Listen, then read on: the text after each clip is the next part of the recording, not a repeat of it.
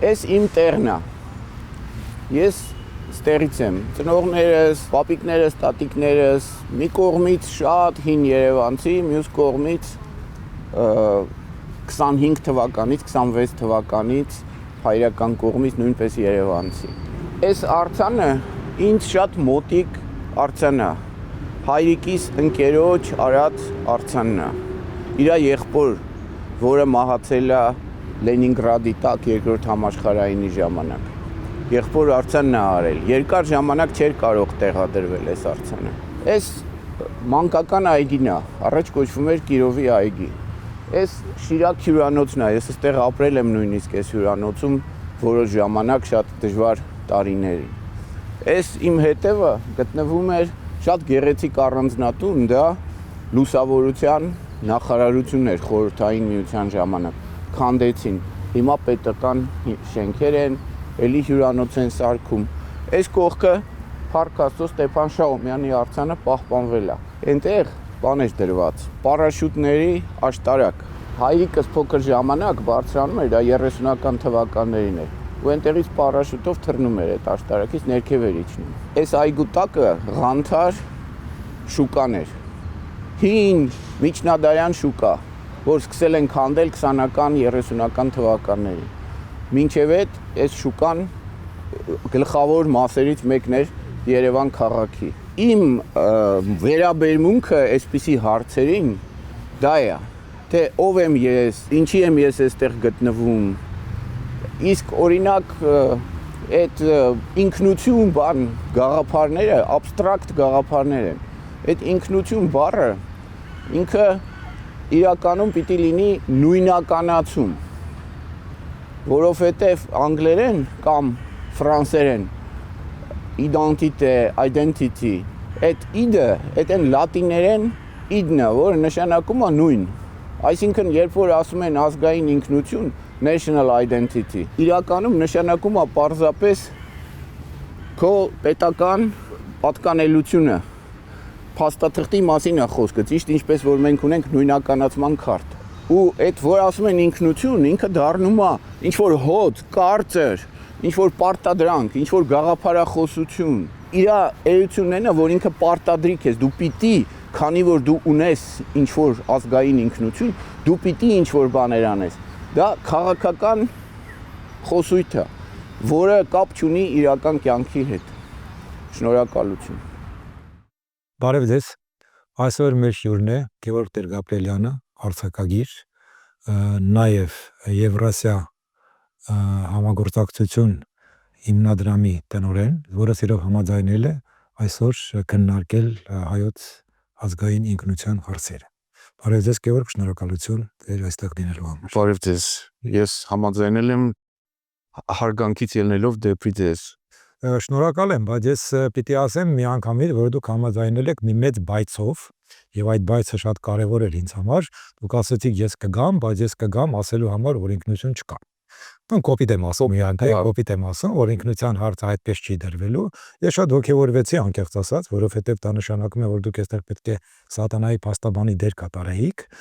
Հետո ես տեսա ձեր առաջին այդ փոքրիկ կարճ ելույթը, որը մենք գցում ենք այս հաղորդմանը, եւ տեսա, որ նույնիսկ դուք մի քիչ ավելի կոշտ եք դիրքորոշում հայտնել, քան թե ես սպասում էի։ Մի պահ մտածում էի սրա հետ ինչ է կարելի անել, հետո սկսեցի մտածել, սա ինչ է նշանակում։ Տեսեք, փիլիսոփայական առումով այն հիշեցնում է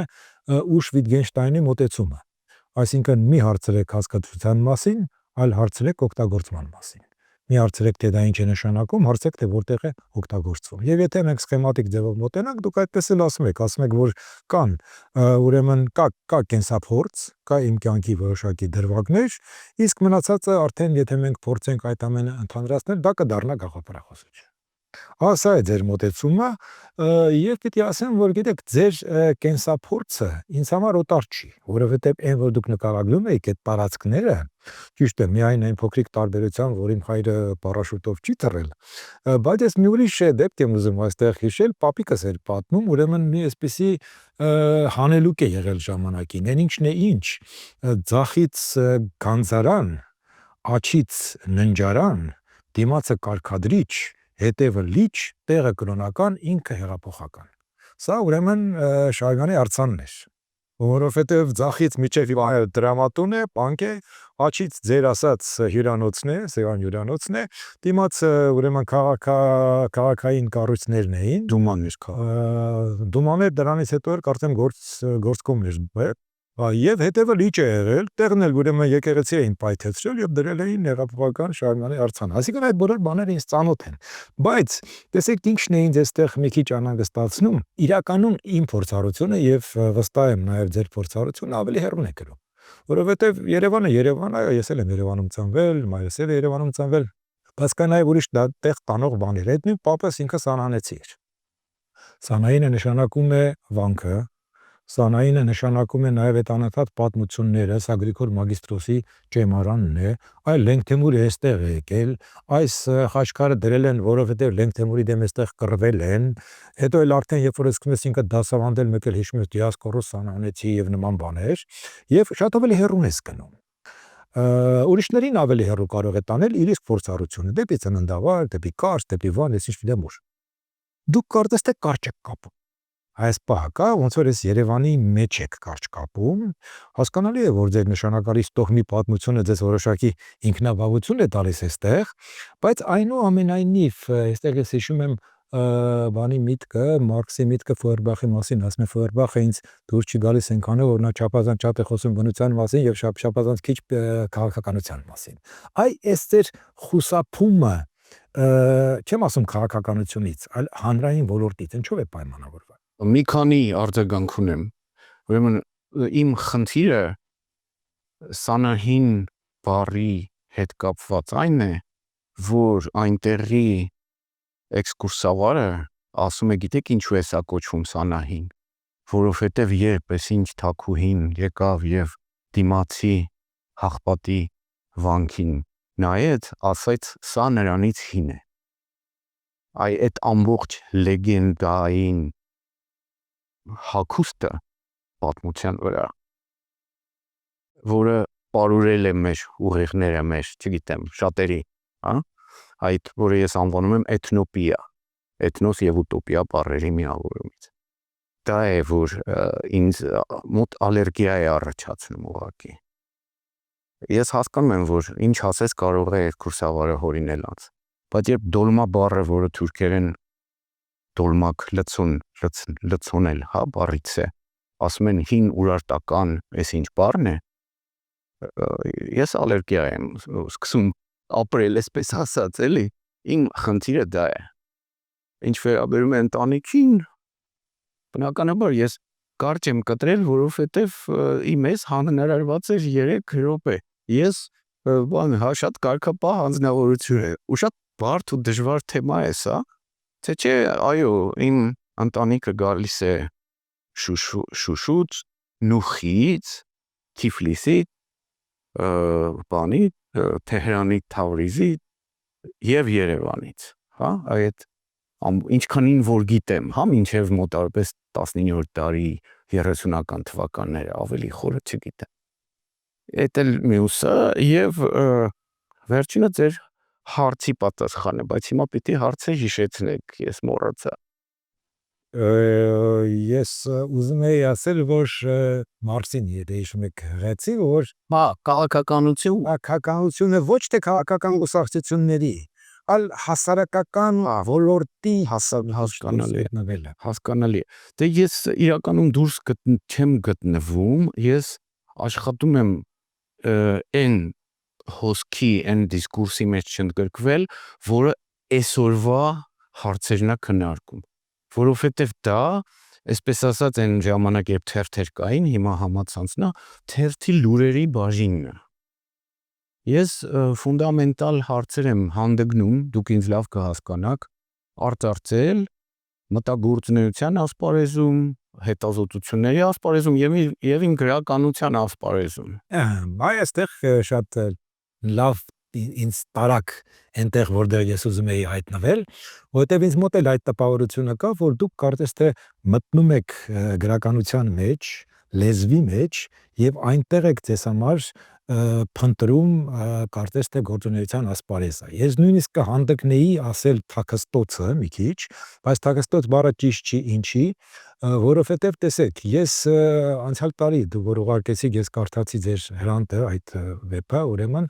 եւ անկեղծ ասած ցնցված էի մի պատճառով։ Ոչ, այնտեղ կան շատ հետաքրքիր վերլուծականներ, դիտարկումներ եւ այլն, բայց ինձ համար մի բան էր կարեւոր այնտեղ, որ ես տպավորություն ստացա, որ դուք Հրանտ Մաթեոսյանին ընկալում եւ դիտարկում եք որպես կարծես թե մի կամերտոն, այսինքն որպես ապրելու կարգը ցույց տվող մի բան։ Տեսեք, ընդհանրապես երբ որ ես խոսում եմ ինքնության մասին, միշտ հիշատակում եմ ուրեմն Հաբերմասի ասած կենսաշխարհի 3 բաղկացուցիչները, եւ առաջինը այն է, որ մշակութային ավանդությունը մեզ տալիս է կարծես թե ճիշտ վարքի մոդելներ, օրինակելի մոդելներ, ասում է, այսպես է պետք ապրել։ Հիմա տպավորությունս այն է, որ Հրանտը ձեզ տալիս է այդ ճիշտ վարքի մոդելը, այսպես է պետք ապրել։ Եվ այս առումով ահա ես կարծում եմ, որ իհարկե եթե մենք խոսում ենք ինքնության մասին, ուրեմն այստեղ ձեր այդ բոլոր կապերի ընտանեկան եւ այլն պետք է ներգրավվի ահա այս ուրեմն գրական աշխատանքը, որովհետեւ գրական աշխատանքը նաեւ ձեր ինքնության եւ հետեւաբար ձեր զարգացնող ինքնության, որը նաեւ մեր ինքնությունն է դառնում դրա շնորհիվ, բաղկացուցիչ եւ շատ կարեւոր մասն է, այդպես է։ Այո, գիտեք ինչ, ես նաև ինքնություն բառի հետ խնդիր ունեմ, ինչպես երևի երևաց այն փոքրիկ հոլովակում, ծանր հոց բառը ես էլ եմ օգտագործել, ոչ գեղարվեստական խոսքում, օգտագործել եմ, բայց էլի եմ ասում, հենց որ այդ ծանր հոց իրադրությունը ստեղծվում է եւ թվում է այնպիսի բան կա, ամբիցիա կա, ասես նշանը ունի հստակ ռեֆերենտ, որը քարի պես ծանր հոց է, հա։ Ու դա պրիմիտիվացնում է, ու դա գաղափարախոսացնում է ինչ որ հարցը։ Այդտեղ ես խնդիր ունեմ։ Ես ինձ ձևակերպում եմ, նաև դրանք դառնում են կարծրատիպեր, իսկ ես աշխատում եմ այդ հոգնած բառեր կարծրատիպեր չօգտագործել, դրանցից խուսափել։ Նույնիսկ կարծրատիպային գաղափարը ասա օրինակով Վիտգենշտեյնի պես օգտագործման տեսակետից ինչ որ այլ իրադրության մեջ այլ բառերով եւ թարմ կհնչի, հա։ Եվ այդ իրադրության մեջ իմ համար իմ էությունը շատ պարզ է։ Ես 14 տարեկանում հասկացա, որ արձակագիր եմ։ Հետո ես դարձա նաեւ մի պահ լեզվաբան, արևելագետ, հետո մենեջեր, քաղաքագետ։ Երկար ժամանակ ես քաղաքագիտական հոդվածներ եմ գրել, լիքը։ Հա, աշխատել եմ Արցախ կոմիտեում եւ այլն, բայց այն որ ես արձակագիր եմ, դա էր իմ նույնականացման, ինքնանույնականացման հիմքը եւ եթե Հրանտը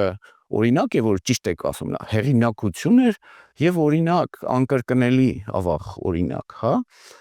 այդ իմաստով, որ այ արձակագիրը պիտի այսպեսին լինի, իր արձակի նկատմամբ այսպես, հա, խիստ ժուժկալ, որ ասի, որ խումհարը ես կարծում եի լավ ստացվել, բայց մեջը թերություններ կան ինձ ասելա մարդը,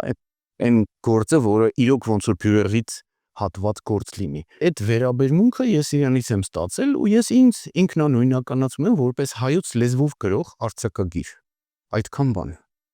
Ես լիովին ձեզ հասկանում եմ, ինքս էլ երբեմն կատակով ասում եմ, երբ որ մեռնեմ, սկզբից կգրեք փիլիսոփա, հետո բոլոր մնացած բաները,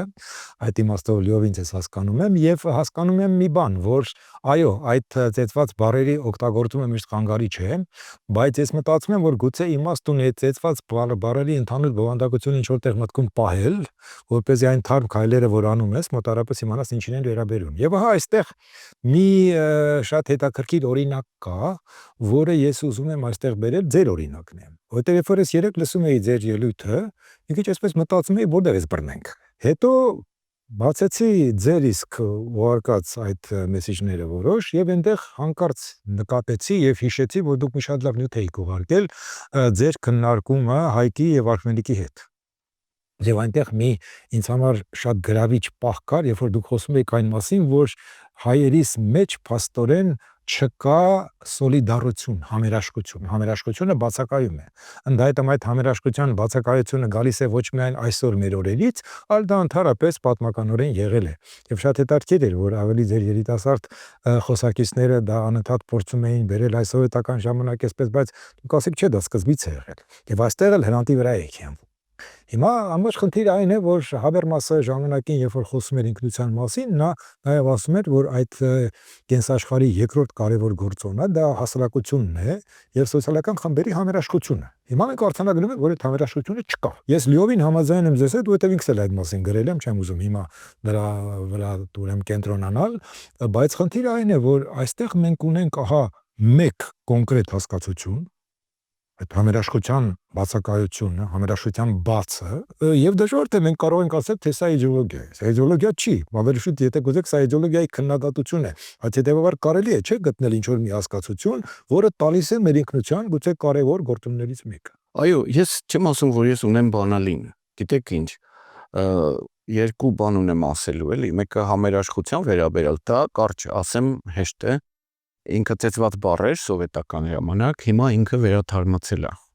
Այդպես համաձայն ենք։ Երկրորդը ես լրիվ համաձայն եմ ձեզ հետ, որ ծեծված բառը մեղք չունի, որ ինքը ծեծված է։ Գոյություն ունեն այդ բոլոր հասկացությունները, ուղղակի իրանք երբ օգտագործվում են շահադիտական նպատակով, մարդկանց իշխելու նպատակով, շահագործելու, հակալպելու նպատակով, դա է խնդիրը։ Հիմա այդ խնդիրը կա, եւ ես քննարկել եմ նույնպես, ես նույնիսկ անգլերեն գիրք ունեմ գրված, թե ինչու չկա համերաշխություն, որը Գալտունգի 3 հասկացությունների վրա է հիմնված՝ ատոմի, անոմի եւ անեմի, ինչպես է խորհրդային, գուլագային այդ մթնոլորտը, մինչեւ այդ էլ ցեղասպանությունը հայ ժողովրդի դեպքում ատոմիզացրել հասարակությունը, հետո ուրեմն անոմի է անում, այսինքն ոչ օրենք, ոչ լեզու է թողնում իրար հետ հաղորդակցվելու եւ անեմի է բերում, այսինքն անշարժունակության, անգործունակության։ Այդ դիագնոզը, այսպես ասած, կա, բայց կա նաեւ մեկ այլ խնդիր, որ այդ բառը կարող է օգտագործվել ու ցանկացած բառ կամ կարծրատիպայնորեն կամ բնույթով, եւ եթե բնույթով ենք խոսում, ես դրա պատասխանը չունեմ, իմ պատասխանը թե համերաշխություն ինչպես կառուցել, որը իրական օբյեկտ լիներ։ Միայն առանձին օրինակներ ունեմ։ Ասենք հենց այս վերջերս Facebook-ում կարդում էի, որ 5 հայտնի ջազիստ, ամեն մեկը իր հեղինակություն ունեցող, իրար հետ սկսել են նվագել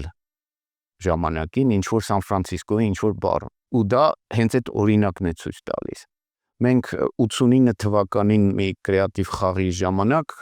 սահմանեցինք այն, ինչ ես միշտ շատ հաճախ որպես օրինակ եմ բերում, սահող գեներալի սկզբունքը, որը 8-9-10 հոգուց կազմված խումբ կարող է լինել, որ համերաշխության որոշակի պայմանավորված ձևով արտահայտվի, գործունեություն ծավալի։ Այսինքն մեծ մասսաների համերաշխությունը ինձ համար իմ կարծիքով շատ վտանգավոր բան է։ Մասսայի մեջ, ամբողջի մեջ մարդը կարող է նույն գործողություններ անել ինչ մյուսները, բայց նա կորցնում է իր մարդկայնությունը։ Ուրեմն թե ինչպես լուծել այդ հարցը, ես էլ չգիտեմ, ես հարցերն եմ բարձրացնում։ Ճիշտ ինչպես որ ազգայնականությունը, որը թվում է միակ խաղը քաղաքում, ինչպես անգլերեն ասում են, հա, մինչդեռ նա գաղափարախոսություն է, ինչպես կապիտալիզմը, մինչև Մարքսը չեկավ, ես էլ մի քիչ պարզունակացնում եմ, մարդիկ չգիտեին, որ իրենք ընկղմված են կապիտալիզմի մեջ, որ իրենց թվում էր դա բնական վիճակ է, շուկան, փողը, չգիտեմ, շահագործումը, առևտուրը եւ այլ։ Մարքսը եկավ դրսից նայեց եւ ցույց տվեց, որ դա որոշակի կառույց է, հա, արհեստական կառուցված իրադրություն է եւ առաջարկեց իր այլընտրանքը, որը ստացվեց, չստացվեց, դա ուրիշ հարց է։ Հիմա նույն կերպ ազգայնականությունը, դա թևածում է աշխարհով մեկ եւ թվում է, թե դա միակ խաղն է քաղաքում եւ դա բնական վիճակ է, բայց չէ որ հասկանալի է, որ դա նույնպես գաղափարախոսություն է։ Թե դրա այլընտրանքը ինչ է, դժվար է ասել։ Թե ինչպես կառուցել համերաշխություն առանց մարդու մարդկայնությունը, սուբյեկտայնությունը, հա, գործորդայնությունը քանդելու, դժվար է ասել, մտածելու բան է եւ կոլեկտիվ մտածելու բան է։ Ես մենակովս չեմ համարձակվի այդ ուղղությամբ գնալ։ Շատ լավ ես հասկանում եմ եւ շնորհակալ եմ այդ հարցադրումների համար ինքնին, որտեւ այո, իսկապես հիմա համերաշխության մասին եթե խոսենք, այլ է միշտ վերացել իդեոլոգիա եւ ասել, թե ասենք բոլոր հայերը պետք է միանան, պարակտվել չի կարելի, եկեք համախմբվենք եւ այլն, եւ դա կլինի իդեոլոգիա։ Ինչ կարելի է այստեղ անել։ Ես կարծում եմ դուք անում եք հենց այն, ինչ որ դուք անում եք, այսինքն դուք քայլ առ քայլ ձեր գրականության մեջ եք դա անում։ Ես էլ տարօրինակ ձևով հիմա որպես փիլիսոփա ոչ թե գրում եմ զուտ փիլիսոփայական դատողություններ եմ անում, այլ մտնում եմ գրական նյութի մեջ եւ քայլ առ քայլ փորձում եմ դա ցույց տալ, այսինքն էլի նորից խոսափում եմ այդ գեներացնող ընդհանուր գաղափարներից, եթե մենք ընդհանուր ձևով խնդրին մոտենանք, երևի կարելի ասել, որ դրա միակ այսպես տեսականորեն հնարավոր փրկությունը դա իդեոլոգիայի քննադատությունն է։ Այսինքն գաղափարախոսությանը վերաբերվել կասկածամիտ ձևով եւ միշտ հարց տալ այն մասին, թե դա ինչու է կեղծ գիտակցություն, դրա տակ թաքնված։ Սա այն է, ինչ որ կարելի անել եւ երևի, ահա, ես չեմ ուզում շատ երկարացնել, որտեղ մենք սահմանափակ ենք ժամանակի մեջ, բայց ես կարծում եմ, որ երևի մեր զրույցի ամենագուցե էական կետերից մեկը այն է, որ երևի ինքնությունը միշտ պահանջում է այդ քննադատական մոտեցումը։ Այսինքն անընդհատ ինքն իրեն վերանայելու եւ այստեղ էլ հրանտի ասածն է, չէ՞, անընդհատ ինքդ քեզ պետք է վերանայել։ Գիտեք ինչ, ես լրիվ համաձայն եմ, ուղղակի էլի ինչպես է ընկալվում հանրայնորեն այս կամ այն արտահայտությունը, որովհետեւ երբ ասում ես ազգային ինքնություն, նախ էլի եմ ասում ինքնություն նույնականացում բառի միջև բառերի այդ ինքնությունը շատ բան է, սամըստ ուրիշ լեզուներում համարյա չկա այդ բառը, հա, ինքը գաղափարախոսություն դարձել է նույնիսկ արևմուտքում շատ ուշ այդ identity politics-ը, որ ասում են դա շատ նոր բան է, մոտ 100 տարեկան, հա, եւ ուրեմն ինչն է խնդիրը, որ դու ազգային ինքնություն ասելիս չես հասկանում։ Այստեղ մի քիչ որպես լեզվաբան եւ էլի Wittgenstein-յան բանով, հա, մոտենամ, տեսեք, ածականացվում է, ասենք, չգիտեմ, քաղաքական դասընթաց։ Ինչ է դա նշանակում, դասընթաց քաղաքականության վերաբերյալ, բայց ինքը այսպես էլիպսի է ենթարկվել, դարձել է ածական, ընդ որում այդ կիրառուկը հայերենին հատուկ չէ այդքան էլ, բայց լրիվ հիմա մտել է հայերենի մեջ, ինքը գալիս է այլ լեզուներից, հա, լատինական լեզուներից այդ ածականացումը։ Ազգային գաղափարախոսություն կամ ազգային ինքնություն, եւ այդ ածականացումը իրեն ամբողջությամբ ներկում է։ Եվ ստացվում է, որ ազգային ինքնությունը միակ բանն է ինքնության մեջ։ Մինչդեռ ինքնությունը ձեզ եւ ինձ լավ ծանոթ իմ հարգելի սիրելի Դավիթ Հովհաննիսյանը սահմանում է որպես այն բոլոր հարցերը, որոնց պատասխանը դու ունես առանց շատ երկմտելու։ Այո, այսինքն ի վերջո դա կենսաշխարհն է։ Ես այդ կենսաշխարհը, գիտեք, սահմանում եմ, որպես երեխեքին հասկանալի լինի, ասում եմ n որի ոլորտն է, որ մի բան հարթել է n որ։ Ու բոլորը գիտեն n որն է, որտեղ հա, եւ ուրեմն դա ընդհանրապես մի պահն է քո ինքնության, այդ մի խնդիր, այդ կապակցության հետ, եւ երկրորդ խնդիրը, թե դա այնպեսի տպավորություն է, որ կա այսպեսի հոծ, կարծր, ազգ, անփոփոխ, որը այդ ինքնությունը պիտի այդ ամբողջ մեծությունը ունենա, այդ ամբողջությունը ունենա։ Եվ դրանից գալիս է այդ ինչ որ ես ասում եմ էթնոպիան, որ ասում են մենք Տիգրան մեծի ժամանակ էս ենք արել, են ենք արել։ Ասես թե մարդիկ չեն մեռել այն ժամանակվանից ի վեր, ասես նույն մարդիկ, նույն այսօրվա օրով, հա, այն ժամանակ էլ են եղել, եւ դրա հետ գալիս է այդ քաղաքականացումը, այդ արդեն կառավարման համակարգի, որ թվում է թե որ թագավոր ունենալը ճիշտ ձև է։ Մի անձնյա առաջնորդ, հա, այսպես ասած բանի, ոհմակի ղեկավար ունենալը միակ ձևն է կառավարման։ Եվ այլն եւ այլն։ Դա է խնդիրը։ Ես լրիվ համաձայն եմ, որ դա պետք է ապակառուցել եւ ընդհանրապես փորձել խուսափել կարծր ձևակերպումներից եւ ծեծված բառերից։ Եվ ինձ թվում է դրանից կթարմանա մթնոլորտը։ Շատ լավ, շնորհակալություն։ Ես կարծում եմ, որ դուք դրեցիք խնդիրը որպես առաջին ելույթներից մեկը, եւ այդ խնդիրը մենք որպես կանարտոն կօգտագործենք մյուս քննարկումների ժամանակ նույնպես օգտագործել։ Շնորհակալություն, պարոն։ Խնդրեմ, ես էլ եմ շնորհակալ, կներեք, եթե մի քիչ շատ էլի բան ստացվեց, հա, կդուք։ Դա այն էր, ինչ որ ես կուզեի լսել։